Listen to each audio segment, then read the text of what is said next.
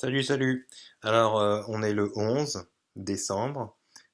Décembre, c'est le mois 12. Mais dans le calendrier romain, euh, septembre, octobre, novembre, décembre, si on regarde bien, il y a un décalage de 2. Septembre, 7, alors que c'est le mois 9.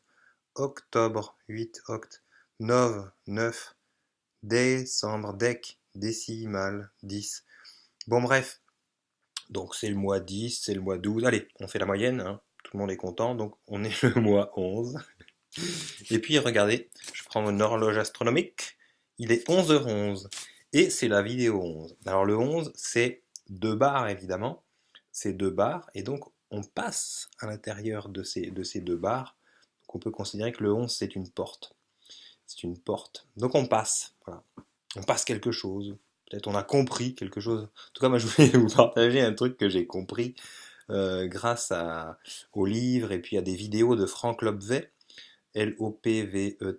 Je vous conseille Quantique Planet, hein, qui est sur YouTube, une vidéo.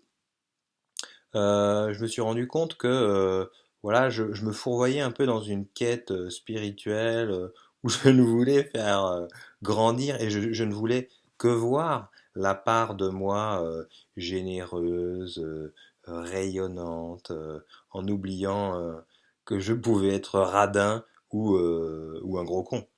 Euh, mais je disais, ouais, j'accepte. Ouais, j'accepte, effectivement, j'ai ce côté-là. Mais j'accepte, bon, mais c'était dans le but de m'en débarrasser, donc je l'acceptais pas. Euh, et ce qu'il explique super bien, c'est que en fait, l'accepter, c'est vraiment de dire, bah, ok, j'ai ça, et c'est moi aussi.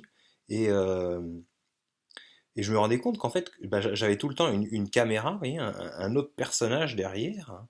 Euh, euh, Tout le temps, dès qu'il y avait une expression du personnage que j'aime pas, euh, euh, lui, il tapait dessus pour dire c'est pas bien, c'est pas bien. Euh, et donc, en fait, bah, il y avait un contrôle énorme. Enfin, je m'auto-contrôlais. Et puis, par exemple, quelqu'un qui est en face de moi qui m'énerve. Donc il y avait une première réaction du corps, ou enfin la réaction, je sais pas, peut-être reptilienne. Tac, l'envie de s'énerver. Et puis là, il y avait le contrôlant, le sage, il dit, ouf, tout va bien, tout va bien. Mais mon cul, ouais, ça va pas du tout, bien du tout. C'est-à-dire que, en fait, j'accumulais, je gardais ces émotions, bon, généralement dans le bide, hein, c'est là où les neurones, où ça reste. Et, donc voilà. Et aussi un truc vachement intéressant, c'est de se rendre compte que l'autre est notre miroir.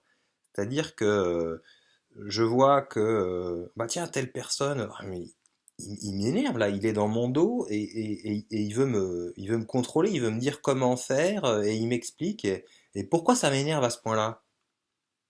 Bah, en fait, parce que, parce que je peux être extrêmement contrôlant et sauf que je ne l'accepte pas vraiment.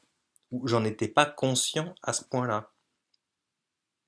Et une fois que j'accepte d'être contrôlant envers les autres, mais envers moi-même, je fais attention à tout ce que je mange, il faut être parfait, c'est insupportable au bout d'un moment.